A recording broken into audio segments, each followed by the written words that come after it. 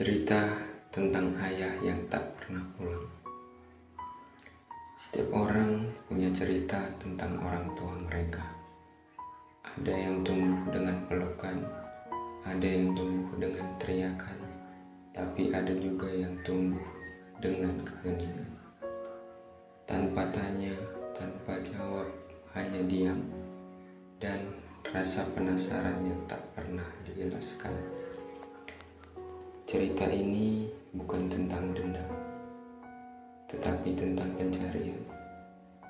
Tentang seorang anak yang seumur hidupnya bertanya, kemana ayahku pergi dan kenapa dia tidak pernah benar-benar hadir.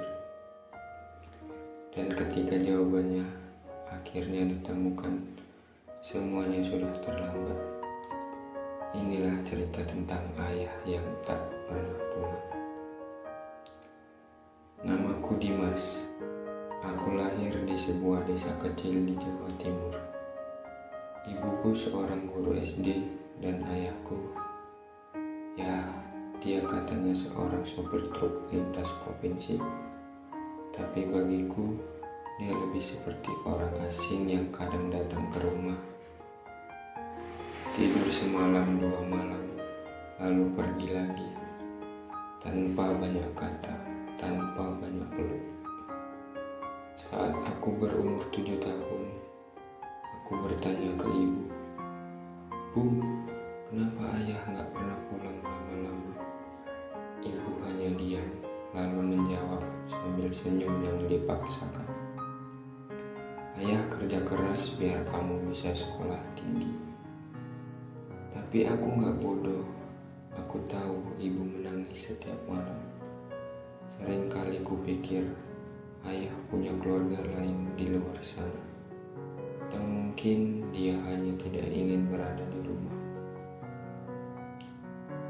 Aku tumbuh menjadi anak yang penuh tanya, penuh marah. Ketika teman-temanku pulang sekolah dijemput ayah mereka, aku jalan kaki sendiri membawa tas besar dan rasa iri yang diam-diam menyala.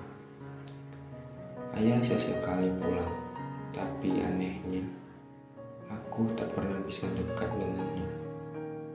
Bahkan aku tak tahu apa makna. Bahkan aku tak tahu apa makanan favoritnya, apa hobinya. Suaranya pun asing. Setiap kali dia pulang,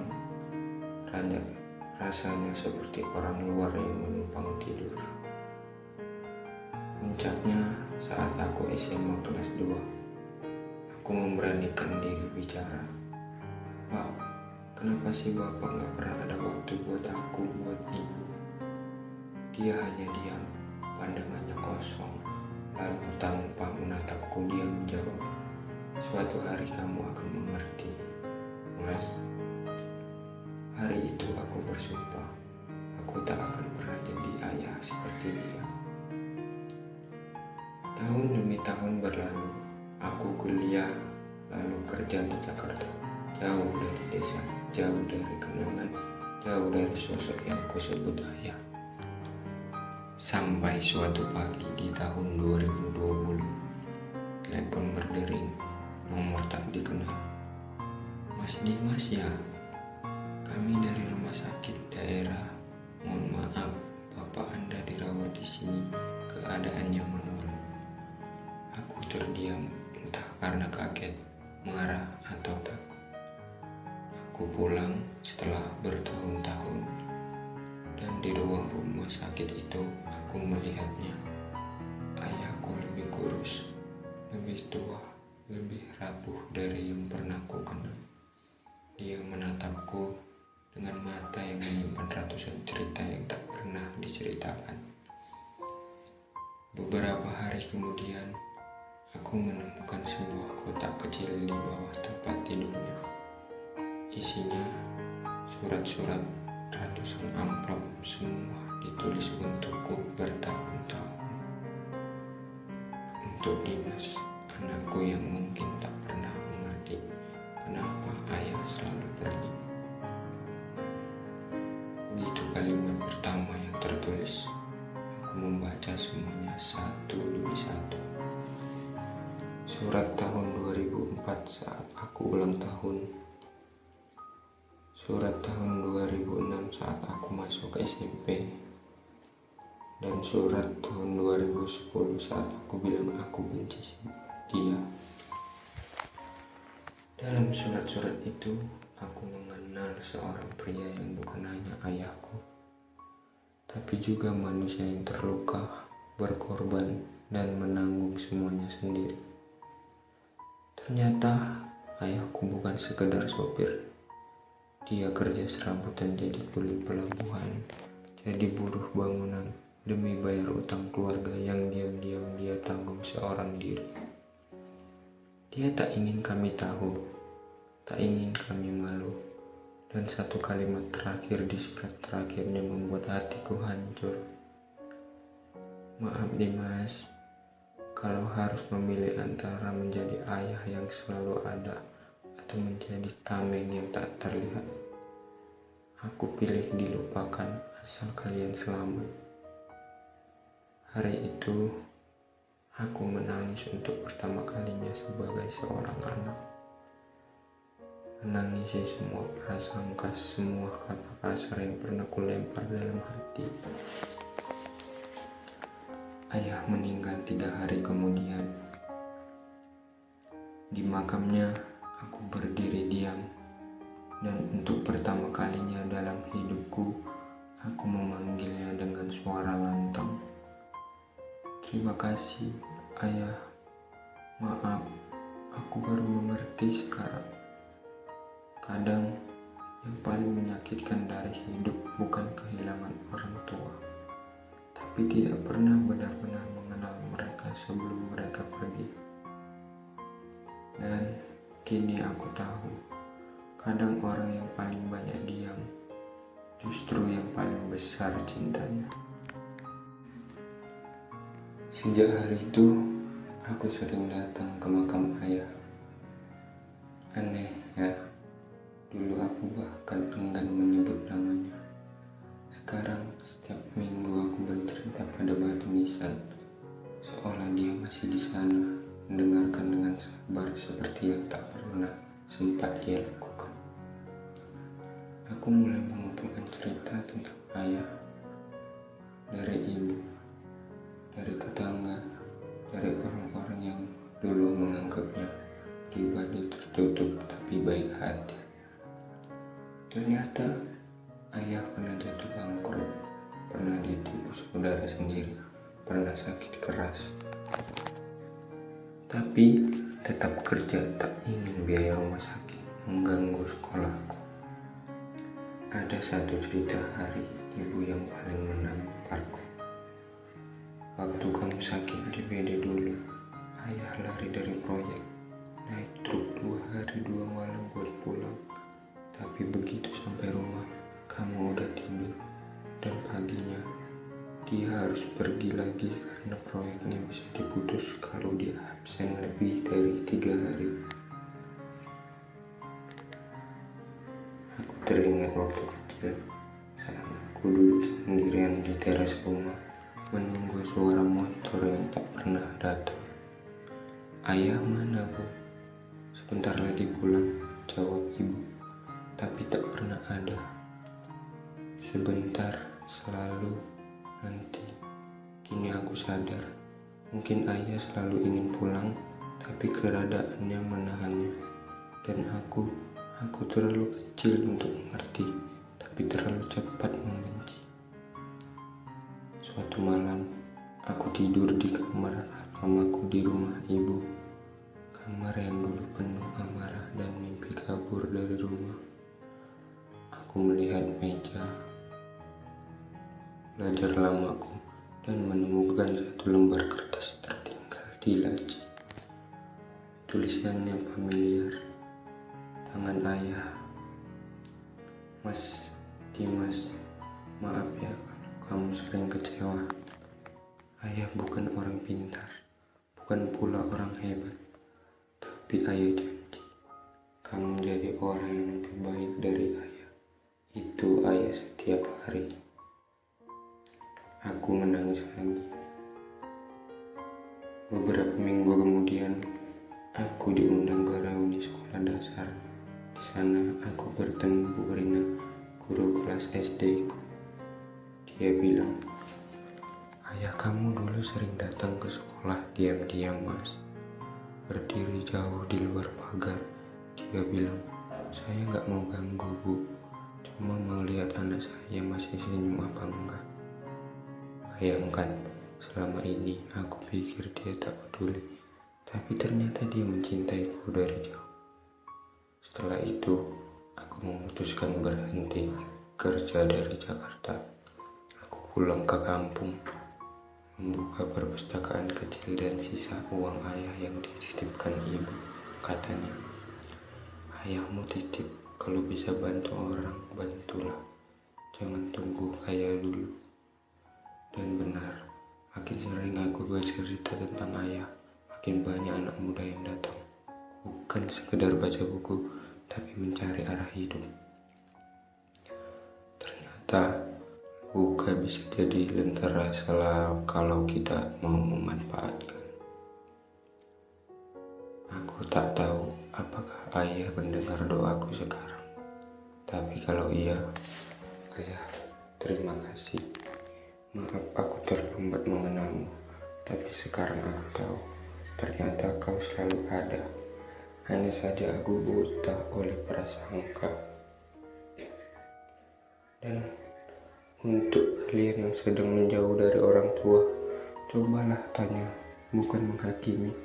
Kadang cinta mereka tidak hadir dalam bentuk pelukan, tapi dalam bentuk pengorbanan yang diam-diam menyelamatkan hidup kita. Terima kasih sudah mendengarkan cerita ini. Jika kamu punya sosok ayah, ibu, atau siapapun yang kamu rasa jauh, mungkin sebelum menilai, dengarkan dulu kisah mereka. Karena setiap orang menyimpan cerita yang tidak pernah mereka ceritakan. Sampai jumpa di cerita selanjutnya. Terima kasih. Cerita tentang ayah yang tak pernah pulang. Setiap orang punya cerita tentang orang tua mereka. Ada yang tumbuh dengan pelukan, ada yang tumbuh dengan teriakan, tapi ada juga yang tumbuh dengan keheningan. Tanpa tanya, tanpa jawab, hanya diam, dan rasa penasaran yang tak pernah dijelaskan. Cerita ini bukan tentang dendam, tetapi tentang pencarian. Tentang seorang anak yang seumur hidupnya bertanya, "Kemana ayahku pergi? Dan kenapa dia tidak pernah benar-benar hadir?" Dan ketika jawabannya akhirnya ditemukan, semuanya sudah terlambat. Inilah cerita tentang ayah yang tak pernah pulang. Namaku Dimas. Aku lahir di sebuah desa kecil di Jawa Timur. Ibuku seorang guru SD dan ayahku, ya, dia katanya seorang sopir truk lintas provinsi. Tapi bagiku, dia lebih seperti orang asing yang kadang datang ke rumah, tidur semalam 2 malam, lalu pergi lagi, tanpa banyak kata, tanpa banyak peluk. Saat aku berumur 7 tahun, aku bertanya ke ibu, "Bu, kenapa ayah gak pernah pulang lama-lama?" Ibu hanya diam, lalu menjawab sambil senyum yang dipaksakan, "Ayah kerja keras biar kamu bisa sekolah tinggi." Tapi aku gak bodoh. Aku tahu ibu menangis setiap malam. Seringkali kupikir ayah punya keluarga lain di luar sana, atau mungkin dia hanya tidak ingin berada di rumah. Aku tumbuh menjadi anak yang penuh tanya, penuh marah. Ketika teman-temanku pulang sekolah dijemput ayah mereka, aku jalan kaki sendiri membawa tas besar dan rasa iri yang diam-diam menyala. Ayah sesekali pulang, tapi anehnya, aku tak pernah bisa dekat dengannya. Bahkan aku tak tahu apa makna. Bahkan aku tak tahu apa makanan favoritnya, apa hobinya. Suaranya pun asing. Setiap kali dia pulang, rasanya seperti orang luar yang menumpang tidur. Puncaknya saat aku SMA kelas 2, aku memberanikan diri bicara. Pak, kenapa sih Bapak gak pernah ada waktu buat aku, buat ibu? Dia hanya diam, pandangannya kosong. Lalu tanpa menatapku dia menjawab, suatu hari kamu akan mengerti, Mas. Hari itu aku bersumpah, aku tak akan pernah jadi ayah seperti dia. Tahun demi tahun berlalu, aku kuliah, lalu kerja di Jakarta. Jauh dari desa, jauh dari kenangan, jauh dari sosok yang kusebut ayah. Sampai suatu pagi di tahun 2020, telepon berdering, nomor tak dikenal. Mas Dimas ya? Kami dari rumah sakit daerah. Mohon maaf, Bapak Anda dirawat di sini. Keadaannya menurun. Aku terdiam, entah karena kaget, marah, atau takut. Aku pulang setelah bertahun-tahun, dan di ruang rumah sakit itu aku melihatnya. Ayahku lebih kurus, lebih tua, lebih rapuh dari yang pernah ku kenal. Dia menatapku dengan mata yang menyimpan ratusan cerita yang tak pernah diceritakan. Beberapa hari kemudian, aku menemukan sebuah kotak kecil di bawah tempat tidurnya. Isinya surat-surat, ratusan amplop, semua ditulis untukku bertahun-tahun. Untuk Dimas, anakku yang mungkin tak pernah mengerti kenapa ayah selalu pergi. Begitu kalimat pertama yang tertulis, aku membaca semuanya satu demi satu. Surat tahun 2004 saat aku ulang tahun. Surat tahun 2006 saat aku masuk SMP. Dan surat tahun 2010 saat aku bilang aku benci dia. Dalam surat-surat itu, aku mengenal seorang pria yang bukan hanya ayahku, tapi juga manusia yang terluka, berkorban, dan menanggung semuanya sendiri. Ternyata ayahku bukan sekedar sopir. Dia kerja serabutan jadi kuli pelabuhan, jadi buruh bangunan, demi bayar utang keluarga yang diam-diam dia tanggung seorang diri. Dia tak ingin kami tahu, tak ingin kami malu, dan satu kalimat terakhir di surat terakhirnya membuat hatiku hancur. Maaf Dimas, kalau harus memilih antara menjadi ayah yang selalu ada atau menjadi tameng yang tak terlihat, aku pilih dilupakan asal kalian selamat. Hari itu, aku menangis untuk pertama kalinya sebagai seorang anak. Menangisi semua prasangka, semua kata kasar yang pernah kulempar dalam hati. Ayah meninggal 3 hari kemudian. Di makamnya, aku berdiri diam. Dan untuk pertama kalinya dalam hidupku, aku memanggilnya dengan suara lantang. Terima kasih, Ayah. Maaf, aku baru mengerti sekarang. Kadang, yang paling menyakitkan dari hidup bukan kehilangan orang tua, tapi tidak pernah benar-benar mengenal mereka sebelum mereka pergi.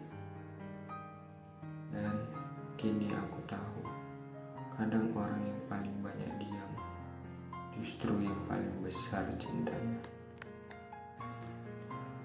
Sejak hari itu, aku sering datang ke makam ayah. Aneh ya, dulu aku bahkan enggan menyebut namanya. Sekarang, setiap minggu aku bercerita pada batu nisan, seolah dia masih di sana, mendengarkan dengan sabar seperti yang tak pernah sempat ia lakukan. Aku mulai mengumpulkan cerita tentang ayah dari ibu, dari tetangga, dari orang-orang yang dulu menganggapnya pribadi tertutup tapi baik hati. Ternyata ayah pernah jatuh bangkrut, pernah ditipu saudara sendiri, pernah sakit keras. Tapi tetap kerja, tak ingin biaya rumah sakit mengganggu sekolahku. Ada satu cerita hari ibu yang paling menamparku. Waktu kamu sakit di BD dulu, ayah lari dari proyek, naik truk 2 hari 2 malam buat pulang. Tapi begitu sampai rumah, kamu udah tidur. Dan paginya, dia harus pergi lagi karena proyeknya bisa diputus kalau dia absen lebih dari 3 hari. Aku teringat waktu kecil, saat aku duduk sendirian di teras rumah, menunggu suara motor yang tak pernah datang. Ayah mana, Bu? Sebentar lagi pulang, jawab ibu. Tapi tak pernah ada. Sebentar, selalu, nanti. Kini aku sadar, mungkin ayah selalu ingin pulang, tapi keadaannya menahannya. Dan aku terlalu kecil untuk mengerti, tapi terlalu cepat membenci. Suatu malam, aku tidur di kamar lamaku di rumah ibu. Kamar yang dulu penuh amarah dan mimpi kabur dari rumah. Aku melihat meja belajar lamaku dan menemukan satu lembar kertas tertinggal di laci. Tulisannya familiar, tangan ayah. Mas Dimas, maaf ya kalau kamu sering kecewa. Ayah bukan orang pintar, bukan pula orang hebat, tapi ayah janji kamu jadi orang yang lebih baik dari ayah. Itu ayah setiap hari. Aku menangis lagi. Beberapa minggu kemudian, aku diundang ke reuni sekolah dasar. Di sana aku bertemu Bu Rina, guru kelas SD ku. Dia bilang, ayah kamu dulu sering datang ke sekolah diam-diam, Mas. Berdiri jauh di luar pagar. Dia bilang, saya gak mau ganggu, Bu. Cuma mau lihat anak saya masih senyum apa enggak. Bayangkan, selama ini aku pikir dia tak peduli, tapi ternyata dia mencintaiku dari jauh. Setelah itu, aku memutuskan berhenti kerja dari Jakarta. Aku pulang ke kampung, membuka perpustakaan kecil dan sisa uang ayah yang dititipkan ibu. Katanya, ayahmu titip, kalau bisa bantu orang, bantulah. Jangan tunggu kaya dulu. Dan benar, makin sering aku bercerita tentang ayah, makin banyak anak muda yang datang. Bukan sekedar baca buku, tapi mencari arah hidup. Ternyata, buka bisa jadi lentera kalau kita mau memanfaatkan. Aku tak tahu apakah ayah mendengar doaku sekarang.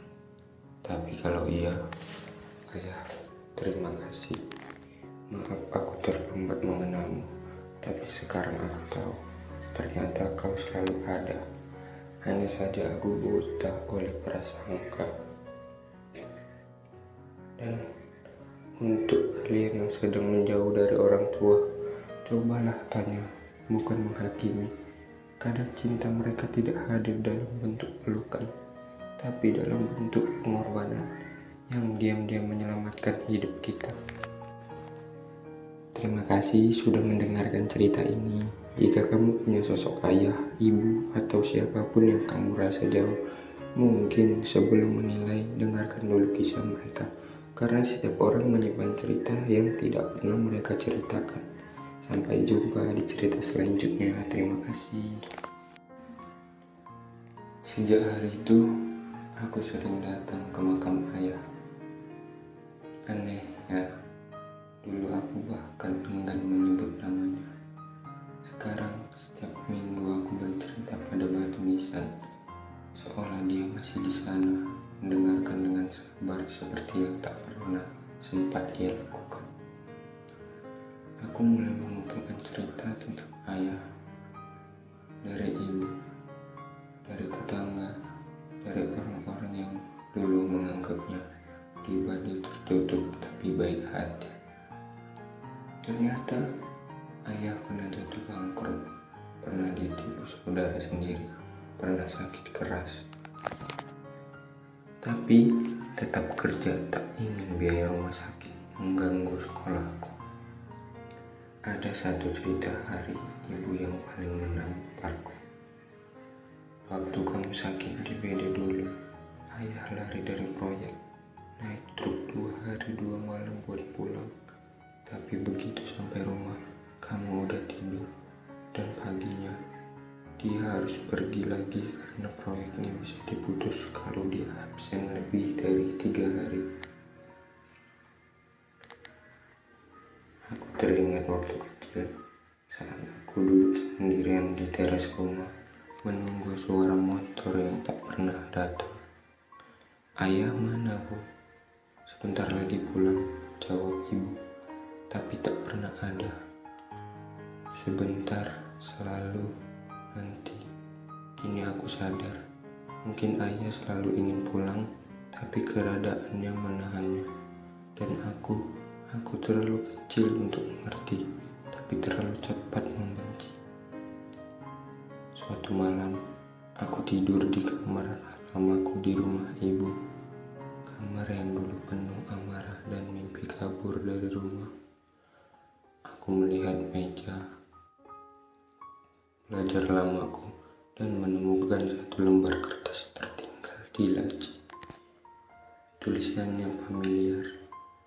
Tangan ayah.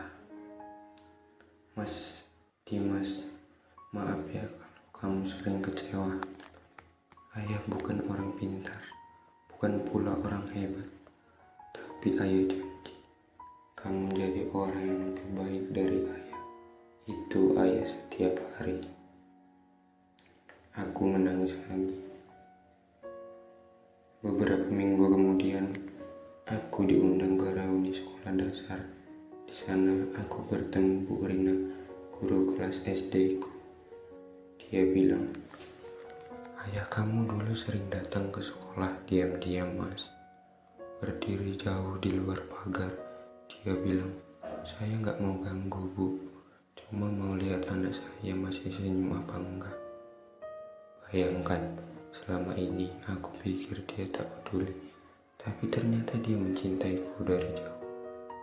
Setelah itu, aku memutuskan berhenti kerja dari Jakarta.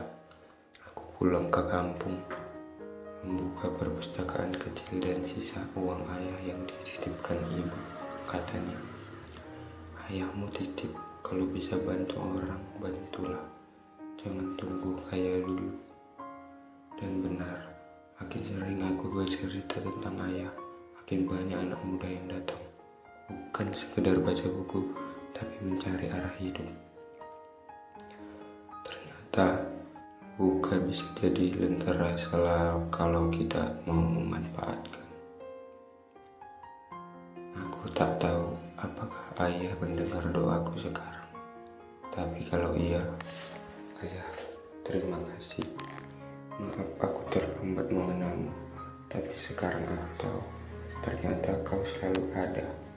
Hanya saja aku buta oleh prasangka. Dan untuk kalian yang sedang menjauh dari orang tua, cobalah tanya, bukan menghakimi. Kadang cinta mereka tidak hadir dalam bentuk pelukan, tapi dalam bentuk pengorbanan yang diam-diam menyelamatkan hidup kita. Terima kasih sudah mendengarkan cerita ini. Jika kamu punya sosok ayah, ibu, atau siapapun yang kamu rasa jauh, mungkin sebelum menilai, dengarkan dulu kisah mereka. Karena setiap orang menyimpan cerita yang tidak pernah mereka ceritakan. Sampai jumpa di cerita selanjutnya. Terima kasih. Ayah, ibu, atau siapapun yang kamu rasa jauh, mungkin sebelum menilai, dengarkan dulu kisah mereka. Karena setiap orang menyimpan cerita yang tidak pernah mereka ceritakan. Sampai jumpa di cerita selanjutnya. Terima kasih. Cerita tentang ayah yang tak pernah pulang. Setiap orang punya cerita tentang orang tua mereka. Ada yang tumbuh dengan pelukan, ada yang tumbuh dengan teriakan, tapi ada juga yang tumbuh dengan keheningan. Tanpa tanya, tanpa jawab, hanya diam, dan rasa penasaran yang tak pernah dijelaskan. Cerita ini bukan tentang dendam, tetapi tentang pencarian. Tentang seorang anak yang seumur hidupnya bertanya, kemana ayahku pergi dan kenapa dia tidak pernah benar-benar hadir. Dan ketika jawabannya akhirnya ditemukan, semuanya sudah terlambat. Inilah cerita tentang ayah yang tak pernah pulang. Namaku Dimas. Aku lahir di sebuah desa kecil di Jawa Timur. Ibuku seorang guru SD dan ayahku, ya, dia katanya seorang sopir truk lintas provinsi. Tapi bagiku, dia lebih seperti orang asing yang kadang datang ke rumah. Tidur semalam 2 malam, lalu pergi lagi. Tanpa banyak kata, tanpa banyak peluk. Saat aku berumur 7 tahun, aku bertanya ke ibu, Bu, kenapa ayah gak pernah pulang lama-lama? Ibu hanya diam, lalu menjawab sambil senyum yang dipaksakan. Ayah kerja keras biar kamu bisa sekolah tinggi. Tapi aku gak bodoh, aku tahu ibu menangis setiap malam. Seringkali kupikir, ayah punya keluarga lain di luar sana. Atau mungkin dia hanya tidak ingin berada di rumah. Aku tumbuh menjadi anak yang penuh tanya, penuh marah. Ketika teman-temanku pulang sekolah dijemput ayah mereka, aku jalan kaki sendiri membawa tas besar dan rasa iri yang diam-diam menyala. Ayah sesekali pulang, tapi anehnya, aku tak pernah bisa dekat dengannya. Bahkan aku tak tahu apa makna. Bahkan aku tak tahu apa makanan favoritnya, apa hobinya. Suaranya pun asing. Setiap kali dia pulang, rasanya seperti orang luar yang menumpang tidur. Puncaknya saat aku SMA kelas 2, aku memberanikan diri bicara. Pak, kenapa sih bapak gak pernah ada waktu buat aku, buat ibu? Dia hanya diam, pandangannya kosong. Lalu tanpa menatapku dia menjawab, suatu hari kamu akan mengerti, Mas. Hari itu aku bersumpah, aku tak akan pernah jadi ayah seperti dia. Tahun demi tahun berlalu, aku kuliah, lalu kerja di Jakarta. Jauh dari desa, jauh dari kenangan, jauh dari sosok yang kusebut ayah. Sampai suatu pagi di tahun 2020, telepon berdering, nomor tak dikenal. Mas Dimas ya? Kami dari rumah sakit daerah. Mohon maaf, bapak Anda dirawat di sini. Keadaannya menurun. Aku terdiam, entah karena kaget, marah, atau takut. Aku pulang setelah bertahun-tahun, dan di ruang rumah sakit itu aku melihatnya. Ayahku lebih kurus, lebih tua, lebih rapuh dari yang pernah ku kenal. Dia menatapku dengan mata yang menyimpan ratusan cerita yang tak pernah diceritakan. Beberapa hari kemudian, aku menemukan sebuah kotak kecil di bawah tempat tidurnya. Isinya surat-surat, ratusan amplop, semua ditulis untukku bertahun-tahun. Untuk Dimas, anakku yang mungkin tak pernah mengerti kenapa ayah selalu pergi. Begitu kalimat pertama yang tertulis, aku membaca semuanya satu demi satu. Surat tahun 2004 saat aku ulang tahun. Surat tahun 2006 saat aku masuk SMP. Dan surat tahun 2010 saat aku bilang aku benci dia. Dalam surat-surat itu, aku mengenal seorang pria yang bukan hanya ayahku, tapi juga manusia yang terluka, berkorban, dan menanggung semuanya sendiri. Ternyata ayahku bukan sekedar sopir. Dia kerja serabutan jadi kuli pelabuhan, jadi buruh bangunan, demi bayar utang keluarga yang diam-diam dia tanggung seorang diri. Dia tak ingin kami tahu, tak ingin kami malu. Dan satu kalimat terakhir di surat terakhirnya membuat hatiku hancur. Maaf Dimas, kalau harus memilih antara menjadi ayah yang selalu ada atau menjadi tameng yang tak terlihat, aku pilih dilupakan asal kalian selamat. Hari itu, aku menangis untuk pertama kalinya sebagai seorang anak. Menangisi semua prasangka, semua kata kasar yang pernah kulempar dalam hati. Ayah meninggal 3 hari kemudian. Di makamnya, aku berdiri diam. Dan untuk pertama kalinya dalam hidupku, aku memanggilnya dengan suara lantang. Terima kasih, Ayah. Maaf, aku baru mengerti sekarang. Kadang, yang paling menyakitkan dari hidup bukan kehilangan orang tua, tapi tidak pernah benar-benar mengenal mereka sebelum mereka pergi.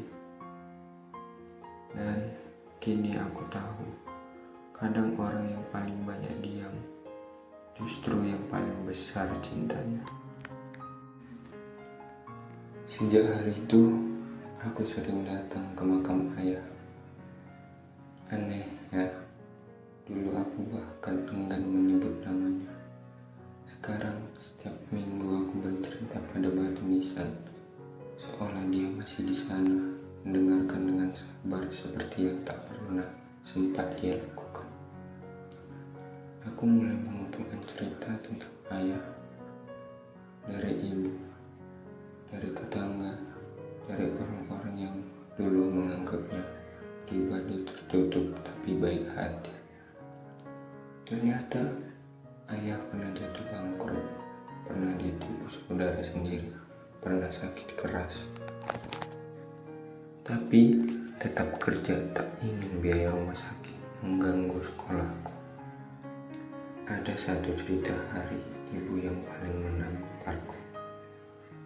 Waktu kamu sakit di BD dulu, ayah lari dari proyek, naik truk 2 hari 2 malam buat pulang. Tapi begitu sampai rumah, kamu udah tidur. Dan paginya, dia harus pergi lagi karena proyeknya bisa diputus kalau dia absen lebih dari 3 hari. Aku teringat waktu kecil, saat aku duduk sendirian di teras rumah, menunggu suara motor yang tak pernah datang. Ayah mana, Bu? Sebentar lagi pulang, jawab ibu. Tapi tak pernah ada. Sebentar, selalu, nanti. Kini aku sadar, mungkin ayah selalu ingin pulang, tapi keadaannya menahannya.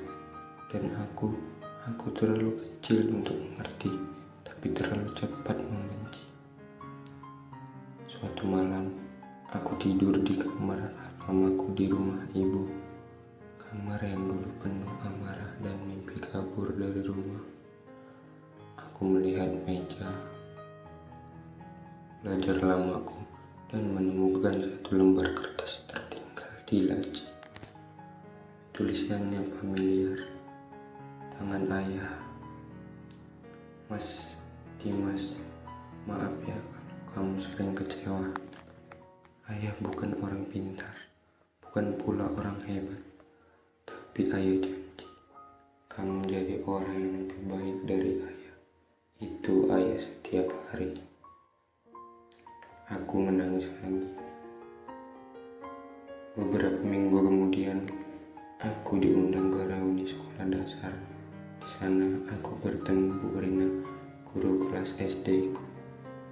Dia bilang, "Ayah kamu dulu sering datang ke sekolah diam-diam, Mas. Berdiri jauh. Apa hobinya? Suaranya pun asing. Setiap kali dia pulang, rasanya seperti orang luar yang menumpang tidur." Puncaknya saat aku SMA kelas 2, aku memberanikan diri bicara. "Pak, kenapa sih Bapak gak pernah ada waktu buat aku, buat Ibu?" Dia hanya diam, pandangannya kosong. Lalu tanpa menatapku dia menjawab, "Suatu hari kamu akan mengerti, Mas." Hari itu aku bersumpah, aku tak akan pernah jadi ayah seperti dia. Tahun demi tahun berlalu, aku kuliah, lalu kerja di Jakarta. Jauh dari desa, jauh dari kenangan, jauh dari sosok yang kusebut ayah. Sampai suatu pagi di tahun 2020, telepon berdering. Di luar pagar, dia bilang, "Saya gak mau ganggu, Bu. Cuma mau lihat anak saya masih senyum apa enggak." Bayangkan, selama ini aku pikir dia tak peduli, tapi ternyata dia mencintaiku dari jauh. Setelah itu, aku memutuskan berhenti kerja dari Jakarta. Aku pulang ke kampung, membuka perpustakaan kecil dan sisa uang ayah yang dititipkan ibu. Katanya, "Ayahmu titip, kalau bisa bantu orang, bantulah. Jangan tunggu kaya dulu." Dan benar, makin sering aku bercerita tentang ayah, makin banyak anak muda yang datang. Bukan sekedar baca buku, tapi mencari arah hidup. Ternyata luka bisa jadi lentera kalau kita mau memanfaatkan. Aku tak tahu apakah ayah mendengar doaku sekarang. Tapi kalau iya, ayah, terima kasih. Maaf aku terlambat mengenalmu, tapi sekarang aku tahu, ternyata kau selalu ada. Hanya saja aku buta oleh prasangka. Dan untuk kalian yang sedang menjauh dari orang tua, cobalah tanya, bukan menghakimi. Kadang cinta mereka tidak hadir dalam bentuk pelukan, tapi dalam bentuk pengorbanan yang diam-diam menyelamatkan hidup kita. Terima kasih sudah mendengarkan cerita ini. Jika kamu punya sosok ayah, ibu, atau siapapun yang kamu rasa jauh, mungkin sebelum menilai, dengarkan dulu kisah mereka. Karena setiap orang menyimpan cerita yang tidak pernah mereka ceritakan. Sampai jumpa di cerita selanjutnya. Terima kasih. Cerita tentang ayah yang tak pernah pulang. Setiap orang punya cerita tentang orang tua mereka. Ada yang tumbuh dengan pelukan, ada yang tumbuh dengan teriakan, tapi ada juga yang tumbuh dengan keheningan. Tanpa tanya, tanpa jawab, hanya diam, dan rasa penasaran yang tak pernah dijelaskan. Cerita ini bukan tentang dendam, tetapi tentang pencarian. Tentang seorang anak yang seumur hidupnya bertanya, "Kemana ayahku pergi? Dan kenapa dia tidak pernah benar-benar hadir?" Dan ketika jawabannya akhirnya ditemukan, semuanya sudah terlambat. Inilah cerita tentang ayah yang tak pernah pulang. Namaku Dimas. Aku lahir di sebuah desa kecil di Jawa Timur. Ibuku seorang guru SD dan ayahku, ya, dia katanya seorang sopir truk lintas provinsi. Tapi bagiku, dia lebih seperti orang asing yang kadang datang ke rumah, tidur semalam 2 malam, lalu pergi lagi, tanpa banyak kata, tanpa banyak peluk. Saat aku berumur 7 tahun, Aku bertanya ke ibu, "Bu, kenapa ayah nggak pernah pulang lama-lama?" Ibu hanya diam, lalu menjawab sambil senyum yang dipaksakan, "Ayah kerja keras biar kamu bisa sekolah tinggi." Tapi aku nggak bodoh. Aku tahu ibu menangis setiap malam. Seringkali kupikir ayah punya keluarga lain di luar sana. Atau mungkin dia hanya tidak ingin berada di rumah. Aku tumbuh menjadi anak yang penuh tanya, penuh marah. Ketika teman-temanku pulang sekolah dijemput ayah mereka, aku jalan kaki sendiri membawa tas besar dan rasa iri yang diam-diam menyala. Ayah sesekali pulang, tapi anehnya, aku tak pernah bisa dekat dengannya. Bahkan aku tak tahu apa makna. Bahkan aku tak tahu apa makanan favoritnya, apa hobinya. Suaranya pun asing. Setiap kali dia pulang, rasanya seperti orang luar yang menumpang tidur. Puncaknya saat aku SMA kelas 2, aku memberanikan diri bicara. "Pak, kenapa sih Bapak gak pernah ada waktu buat aku, buat ibu?" Dia hanya diam, pandangannya kosong. Lalu tanpa menatapku dia menjawab, "Suatu hari kamu akan mengerti, Mas." Hari itu aku bersumpah, aku tak akan pernah jadi ayah seperti dia. Tahun demi tahun berlalu, aku kuliah, lalu kerja di Jakarta. Jauh dari desa, jauh dari kenangan, jauh dari sosok yang kusebut ayah. Sampai suatu pagi di tahun 2020, telepon berdering, nomor tak dikenal. "Mas Dimas ya? Kami dari rumah sakit daerah. Mohon maaf, Bapak Anda dirawat di sini. Keadaannya menurun." Aku terdiam, entah karena kaget, marah, atau takut. Aku pulang setelah bertahun-tahun, dan di ruang rumah sakit itu aku melihatnya. Ayahku lebih kurus, lebih tua, lebih rapuh dari yang pernah ku kenal. Dia menatapku dengan mata yang menyimpan ratusan cerita yang tak pernah diceritakan. Beberapa hari kemudian, aku menemukan sebuah kotak kecil di bawah tempat tidurnya. Isinya surat-surat, ratusan amplop, semua ditulis untukku bertahun-tahun. Untuk Dimas, anakku yang mungkin tak pernah mengerti kenapa ayah selalu pergi. Begitu kalimat pertama yang tertulis, aku membaca semuanya satu demi satu. Surat tahun 2004 saat aku ulang tahun.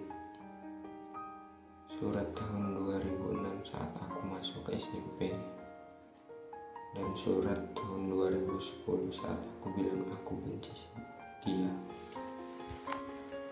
Dalam surat-surat itu, aku mengenal seorang pria yang bukan hanya ayahku, tapi juga manusia yang terluka, berkorban, dan menanggung semuanya sendiri. Ternyata ayahku bukan sekedar sopir. Dia kerja serabutan jadi kuli pelabuhan, jadi buruh bangunan demi bayar utang keluarga yang diam-diam dia tanggung seorang diri. Dia tak ingin kami tahu, tak ingin kami malu, dan satu kalimat terakhir di surat terakhirnya membuat hatiku hancur. "Maaf Dimas, kalau harus memilih antara menjadi ayah yang selalu ada atau menjadi tameng yang tak terlihat, aku pilih dilupakan asal kalian selamat." Hari itu, aku menangis untuk pertama kalinya sebagai seorang anak. Menangisi semua prasangka, semua kata kasar yang pernah kulempar dalam hati.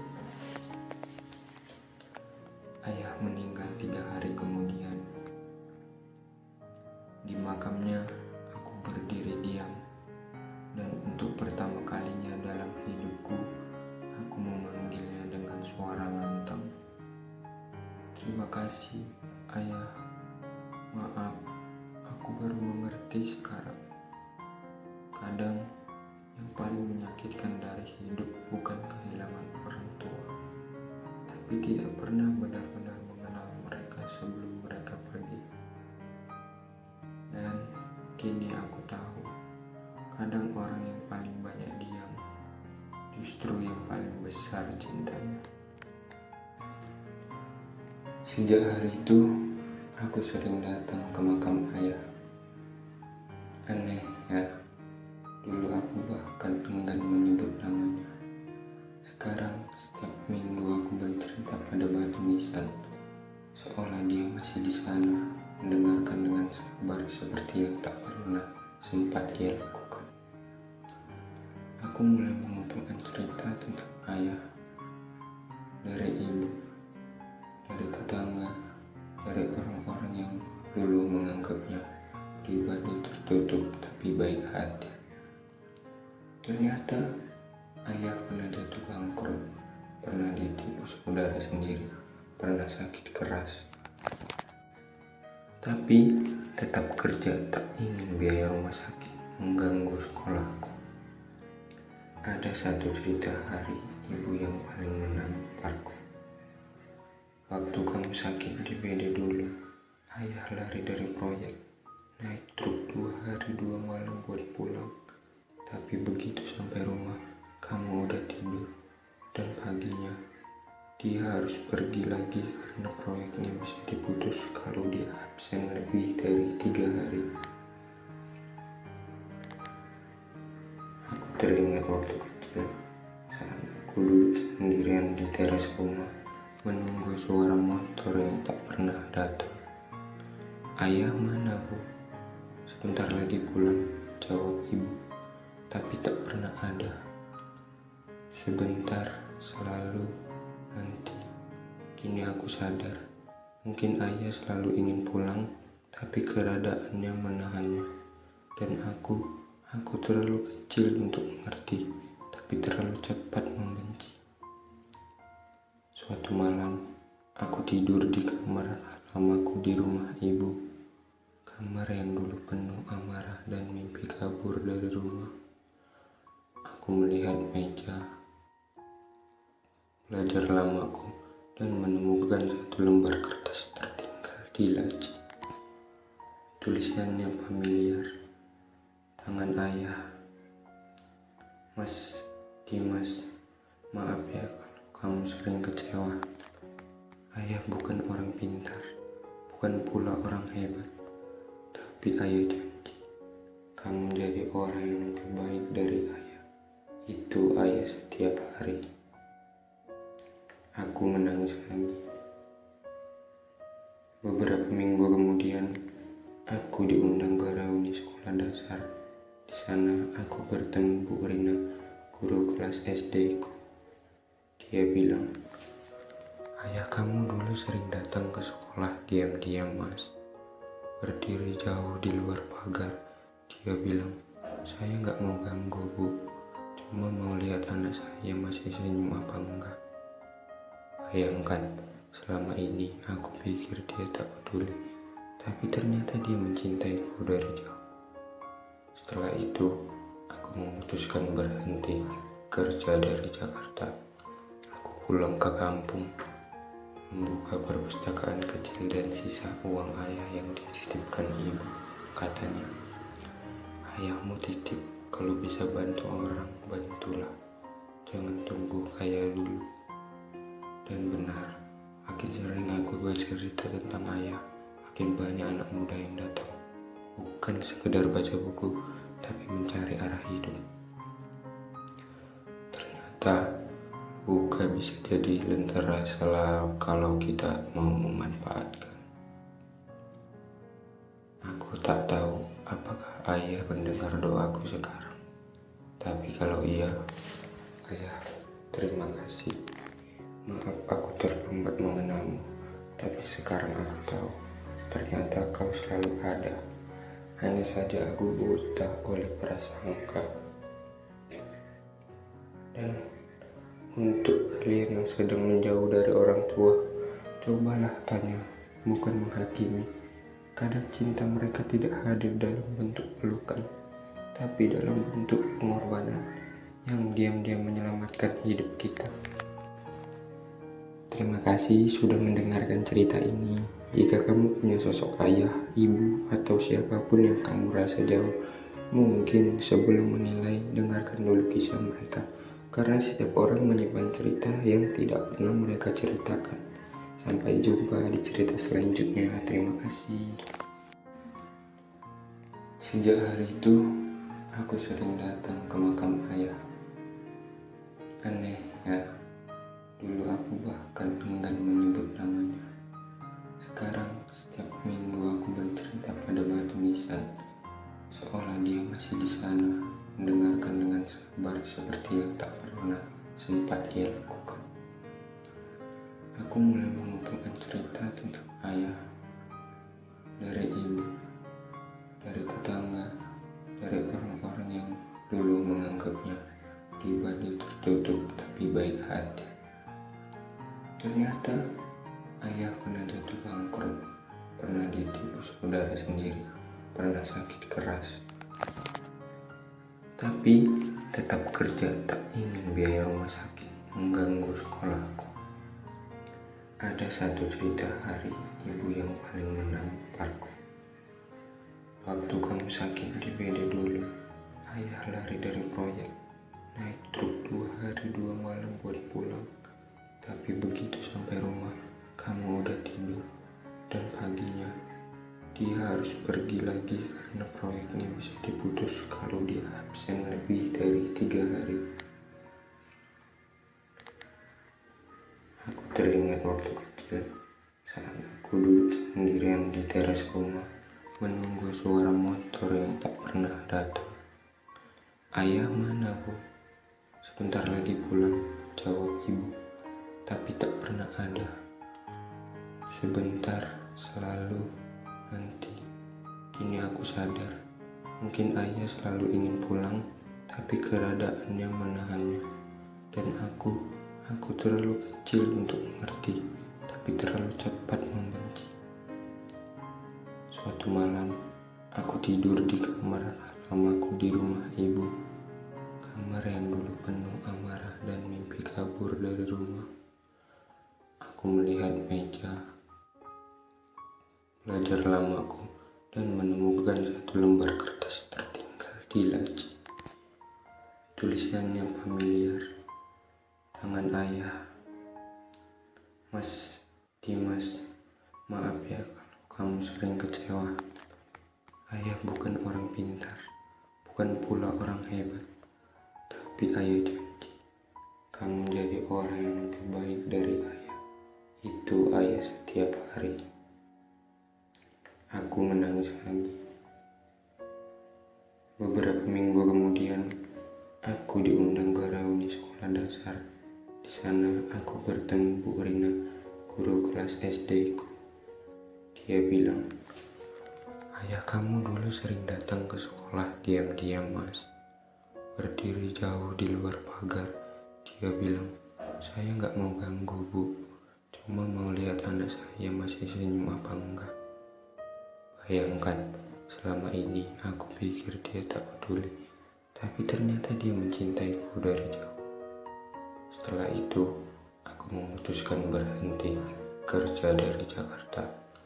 Aku pulang ke kampung, membuka perpustakaan kecil dan sisa uang ayah yang dititipkan ibu. Katanya, ayahmu titip, kalau bisa bantu orang, bantulah. Jangan tunggu kaya dulu. Dan benar, makin sering aku bercerita tentang ayah, makin banyak anak muda yang datang. Bukan sekedar baca buku, tapi mencari arah hidup.